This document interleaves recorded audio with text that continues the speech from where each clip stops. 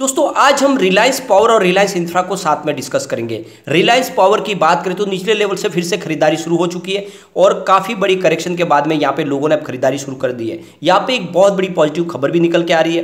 दूसरी तरफ अगर आप देखें तो रिलायंस इंफ्रा में आज ज़बरदस्त तेजी है और यहाँ पे इसके पीछे वजह बनी है कि यहाँ पे अनिल अंबानी ग्रुप ने एक बहुत बड़ी रकम क्लेम की है अदानी ग्रुप के ऊपर। यहाँ पे ये पूरा मामला क्या है उसको अच्छे से समझेंगे और ये रकम क्यों मांगी जा रही है।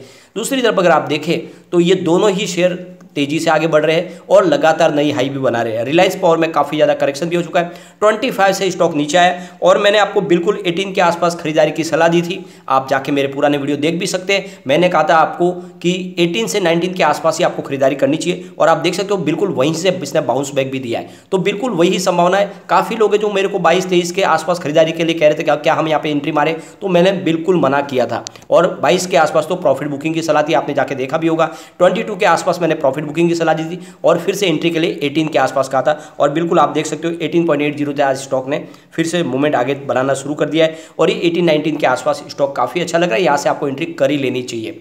तो यहाँ पे सबसे पहले आज की ट्रेडिंग को देखेंगे तो स्टॉक ओपन हुआ 18.80 पर और लो है 18.40 का, हाई 19.90 का है और अंत में 19.50 की अभी फिलहाल ट्रेडिंग चल रही है। अभी बाजार शुरू है 12:15 के आसपास का टाइम है। आप देख सकते हो कि बिल्कुल कहा था वैसा ही हो रहा है, यानी 18 से स्टॉक ने काफ़ी अच्छी बाउंस बैक दी है। यहाँ पे आप समझ सकते हो कि स्टॉक काफ़ी मजबूत लग रहा है। निफ्टी एनर्जी में भी आज थोड़ी सी तेजी है, 27,811 के स्तर पर आप देख सकते हो 0.43% की तेजी है। यहाँ पे एक बहुत बड़ी अपडेट निकल के आ रही है। रिलायंस इंफ्रा ने 13,400 करोड़ रुपीज़ का एक बड़ा क्लेम किया है अदानी ट्रांसमिशन के ऊपर और ये पूरा मामला है 2017 का, जब इन्होंने अपना ट्रांसमिशन का जो डिस्ट्रीब्यूशन का बिजनेस था मुंबई का वो अदानी ग्रुप को बेचा था। यहाँ पे रिलायंस ग्रुप की तरफ से कहा गया है कि ये रकम हमें वसूल करनी है अदानी ग्रुप से, क्योंकि ये पूरा मामला है ये अभी फिलहाल इस समय पेंडिंग पड़ा हुआ है और ये क्लेम हमारा बनता है। तो एक आप देख सकते हो कि बहुत बड़ी अमाउंट क्लेम की गई है रिलायंस इंफ्रा की तरफ से। यहाँ पे आप देख सकते हो कि अदानी ग्रुप की तरफ से इसके ऊपर अभी कोई जवाब दिया नहीं गया है, लेकिन जब ये मामला देखे तो आपने ये समझा होगा, पहले हमने ऑलरेडी डिस्कस भी किया हुआ है। मुंबई डिस्ट्रीब्यूशन का पूरा कामकाज था ये अदानी ने खरीदा था इनके पास से, रिलायंस पावर के पास से, रिलायंस इंफ्रा के पास से। ये आपको ध्यान रखना है कि रिलायंस इंफ्रा की ही सब्सिडियरी कंपनी रिलायंस पावर भी है। बहुत सारी जितनी कंपनियां वो सब रिलायंस इंफ्रा की सब्सिडियरी है ऑलरेडी। तो ये आप देख सकते हो कि ये मामला अब आगे तूल पकड़ेगा और क्या ये पैसे मिलेंगे, तो यहाँ पे ये मामला अब आगे लेके जाने वाले इसको चैलेंज किया गया है और लीगल बैटल लड़ी जाएगी अब, और वहाँ पे अगर जीत होगी तो ये पैसे पूरे मिलने वाले हैं रिलायंस ग्रुप को और एक तरह से संजीवनी मिल सकती है बड़ी रकम के माध्यम से। यहाँ पे अगर आप देखें तो 2017 में 18,800 करोड़ में ये पूरी डील हुई थी, जिसमें अदानी ग्रुप ने इनका जो पावर डिस्ट्रीब्यूशन का बिजनेस था उसको एक्वायर किया था। अब उसमें ये पूरा जो अमाउंट निकल के आ रहा है, इनके बीच में कोई डील के बीच में जो रोड़े अटक रहे हैं उसको क्लियर करना होगा, यानी जो भी इनका डील फाइनल हुआ था उसमें ये रकम हो सकता है कि इनकी कुछ पेंडिंग है, जिसके लिए अब इन्होंने 2017 के बाद यानी 5 साल के बाद में इस मामले को उठाया है। अनिल धीरूभाई अंबानी ग्रुप इस मामले को Mumbai centre for international arbitration में लेके जाएंगे और ये जो संगठन बनाया गया था ये इंटरनेशनल और जो डोमेस्टिक जो मामले हैं उसमें लीगल लड़ाई यहाँ पे लड़ी जा सकती है दो घरानों के बीच में, तो उसके लिए यहाँ पे ये मामला लेके जाएंगे और यहाँ पे अगर जीत होगी तो इनको ये रकम मिल जाएगी और इस समय जब अनिल अंबानी ग्रुप को पैसों की सख्त जरूरत है ये इनके लिए एक बहुत बड़ा जरिया बन सकते हैं इनके बिजनेस को आगे बढ़ाने के लिए। यहाँ पे आप देख सकते हो कि रिलायंस इंफ्रा एक मेजॉरिटी स्टेक होल्डर है रिलायंस पावर के अंदर। साथ में अगर हम रिलायंस पावर की बात करें तो रिलायंस पावर को मजबूती प्रदान करने के लिए कंपनी अपनी कुछ होल्डिंग वर्दे पार्टनर्स को बेचने जा रहे हैं, यानी 15% की स्टेक लेगी वर्दे पार्टनर्स। इसके बदले में 933 करोड़ रुपये की इनको रकम मिलेगी और इस रकम के माध्यम से अपने पुराने कर्ज को कम करने की कोशिश की जाएगी और अपने बिजनेस को आगे बढ़ाया जाएगा। काफ़ी बिजनेस इनका तेजी से आगे बढ़ रहा है, तो ये आप देख सकते हो कि लगातार अच्छे निर्णय लिए जा रहे हैं। अब ये जो होल्डिंग बेची गई है 15.55 की प्राइस है और इसीलिए अब आप समझ सकते हो कि रिलायंस पावर की जो प्राइस है 15.5 से नीचे जाने की संभावना बहुत कम है और इसीलिए स्टॉक में आने वाले समय तेजी आती हुई दिखाई देगी। वैसे आप देखें तो जो ऊपर की प्राइस है उसे 27% डिस्काउंट में इनको ये शेयर अलॉट किए गए, लेकिन आप समझ सकते हो जब डील की शुरुआत हुई उस समय इसकी प्राइस 13 रुपये के आसपास चल रही थी। तो इस हिसाब से देखें तो प्रीमियम में इन्होंने रकम चुकाई है और इसीलिए आप देख सकते हो कि ये काफ़ी मजबूत और अच्छी डील लग रही है हमें, क्योंकि पहले जो बातें निकल के आ रही थी कि यहाँ पे कर्ज लिया जाएगा, लेकिन वैसी कोई बात नहीं है। अपनी कुछ होल्डिंग बेच के उसके बदले में ले रहे तो आने वाले समय इनको वापस चुकाने की कोई चिंता की बात नहीं रहेगी।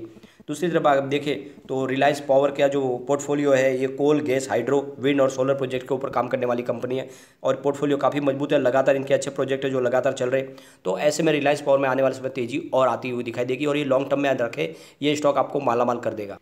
पिछले एक साल की इसकी परफॉर्मेंस देखें तो काफ़ी ज़्यादा इंप्रूवमेंट दिखाई दे रहा है। आप देख सकते हो रेवेन्यू इनका जून 2021 में 2014 करोड़ रुपीज़ का था, सितंबर में घट के 1847 करोड़ रुपये तक आया और दिसंबर में और कमी आई 1796 करोड़ रुपये तक इनका रेवेन्यू आ गया। लेकिन मार्च क्वार्टर में फिर से रेवेन्यू में बढ़ोतरी हुई और 1846 करोड़ रुपये तक पहुंच गया और जून 2022 की बात करें तो इस क्वार्टर में 2063 करोड़ रुपये तक पहुंच गया। तो आप देख सकते हो निचले लेवल से फिर से खरीदारी शुरू हो चुकी है। यह एक पॉजिटिव ट्रिगर है और अच्छा खासा रेवेन्यू बढ़ रहा है। आने वाले समय कंपनी कुछ कमाल करती हुई दिखाई दे सकती है। एक बार इसके पिवट लेवल को चेक कर लेते हैं तो यहाँ से अगर गिरावट होती है तो 18.53 का फर्स्ट सपोर्ट है। ये वैसे अगर आप देखें तो इंट्राडे में ये सपोर्ट टूटा था क्योंकि 18.40 तक गया है लो में, लेकिन सेकंड जो सपोर्ट निकल के आया वो 17.87 का है, उसको भी तोड़ा तो फिर 16.53 तक स्टॉक जा सकता है। लेकिन जैसे ही पॉजिटिव माहौल बनेगा तो 20.53 का फर्स्ट रेजिस्टेंस है, इसको पार करते ही 21.87 तक स्टॉक जाएगा और वहाँ तक पहुँचेगा तो फिर 22.53 तक जा सकता है। तो बिल्कुल ये खरीदारी का मौका है और बिल्कुल मैंने आपको कहा था कि 18 के आसपास आपको एंट्री कर लेनी चाहिए, तो 18-9 का मौका है, इस 18-19 के आसपास एंट्री कर सकते हैं। चलते हैं रिलायंस इंफ्रा की तरफ। फिलहाल स्टॉक की प्राइस 172 की है जहाँ पे 5.8% की बम्पर तेजी हमें देखने को मिल रही है। काफ़ी अच्छा स्टॉक दौड़ रहा है और इसके पीछे वजह खबर भी है जहाँ पे रिलायंस इंफ्रा ने बड़ा क्लेम किया है। इसकी परफॉर्मेंस देखें तो 10 रुपये की प्राइस थी 20 मार्च 2020 को जब कोविड काल आया था और ये आपको ध्यान होगा तो मैंने स्टॉक लगातार सजेस्ट किया 20 रुपये 25 रुपये के आसपास से। अब आप देख सकते हो कि काफ़ी अच्छा दौड़ चुका है, 172 पर आ चुका है। और ये आप अगर मेरे पुराने व्यूवर्स हैं तो आपको पता होगा मैंने अनिल धीरूभाई अंबानी ग्रुप से सिर्फ 2 शेयर में ही निवेश की सलाह दी थी, रिलायंस पावर और रिलायंस इंफ्रा, दोनों ने ही कमाल किया है, लोगों को मालामाल किया है। तो जो बात मैंने कही थी वो आज जाके सच साबित हुई। लोगों को मैंने रिलायंस कम्युनिकेशन से अपना निवेश निकालने की भी सलाह दी थी और उसको रिलायंस पावर या रिलायंस इंफ्रा में शिफ्ट करने के लिए कहा था। अगर आप रेगुलर मेरे वीडियो देख रहे होंगे तो आपको पता होगा जो पहले मैंने 2 साल पहले बात कही थी आज जाके वो बिल्कुल सच साबित हुई है। यहाँ पे आप देख सकते हो काफ़ी अच्छे फंडामेंटल है रिलायंस इंफ्रा के। मार्केट कैप इसका फिलहाल 4521 करोड़ रुपीज़ का है, करंट प्राइस 172 की है, लो इसका 73 का और हाई 201 का है 52 वीक का। इसकी बुक वैल्यू 472 की है, ये आपको खास ध्यान रखना है। अपनी बुक वैल्यू से ये स्टॉक बहुत नीचे, यानी आप ये भी समझ सकते हो कि जहाँ पे 172 की प्राइस और इसका बुक वैल्यू 472 का है तो बिल्कुल यहाँ पे तेज़ी आने की संभावना है और जैसे ही माहौल बनेगा ये 500 को आराम से टच कर जाएगा। अब यहाँ पे इसका ROC 5.75% का, ROE इसका -6.69% है और फेस वैल्यू 10 है। तो आप देख सकते हो फंडामेंटल काफ़ी अच्छे हैं और कंपनी बहुत मजबूत है। यहाँ पे सबसे अच्छी बात है कि कंपनी इस बार प्रॉफिट में भी आ चुकी है लॉस में से। यहाँ पे ये देख सकते हो इनके सेल में भी जबरदस्त बढ़ोतरी है। दिसंबर 2021 में जहाँ इनका सेल था 4202 करोड़ रुपीज़ का, वो बढ़ते हुए जून क्वार्टर में 6172 करोड़ रुपये तक पहुँच गया। जबरदस्त बढ़ोतरी हुई है सेल में। इसके अलावा अदर इनकम भी डबल हो चुकी है, जहाँ पे पिछले क्वार्टर में 308 करोड़ रुपये की अदर इनकम थी, इस बार 652 करोड़ रुपये की अदर इनकम हो गई है। नेट प्रॉफिट आफ्टर टैक्स की बात करें तो पिछले क्वार्टर में यानी क्वार्टर 4 में 565 करोड़ रुपये का इनको लॉस हुआ था, लेकिन इस बार 92 करोड़ रुपये का इनको प्रॉफिट हो गया। तो ज़बरदस्त प्रॉफिट हो चुका है और इसलिए अभी ये स्टॉक यहाँ पे तेज़ी से दौड़ने को तैयार है। यहाँ पे सबसे अच्छी बात है कि इनका नेट कैश फ्लो माइनस में था, वो भी प्लस हो चुका है, 356 फिलहाल करोड़ रुपीज़ का है। नेट कैश फ्लो जो है पॉजिटिव हो चुका है, तो ये आप समझ सकते हो काफ़ी अच्छी बात है ये।